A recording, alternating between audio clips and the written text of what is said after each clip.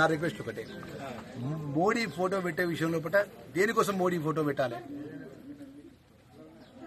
ఇలా రాష్ట్ర ప్రభుత్వానికి సంబంధించినటువంటి గత 10 సంవత్సరాలు రాజ్యం వెళ్ళి ఆర్థిక సంక్షోభాన్ని సృష్టించి ఇలా ఆర్థిక సంక్షోభాన్ని ఒక లైన్లో పెట్టి ఇలా పేదవాళ్ళకి సంబంధించిన సంక్షేమ కార్యక్రమాలు చేసుకుంటే మా ఫోటో పెట్టమని అడగడానికి సంబంధించినటువంటి కారణం ఏంది?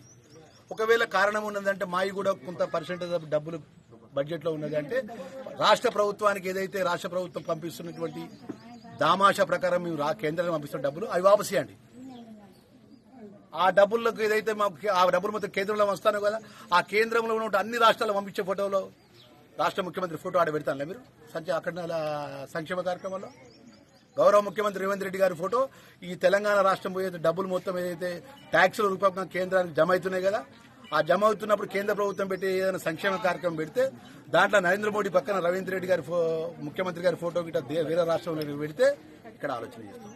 ఇలా పేదవాళ్ళకి సంబంధించిన సంక్షేమ కార్యక్రమాన్ని 15 నెలల తర్వాత ప్రభుత్వంలో వచ్చిన మార్పు కోసం ప్రభుత్వం ఒక గొప్ప కార్యక్రమాన్ని తీసుకుంటే మా ఫోటో పెట్టలేంది, మా 5 రూపాయలని అని మాట్లాడడం కాదు. ఇవాళ దామాషా ప్రకారం మాకు ఇవ్వాల్సిన డబ్బు మొత్తం తిరిగి చెల్లించండి ట్యాక్స్ రూపకంగా.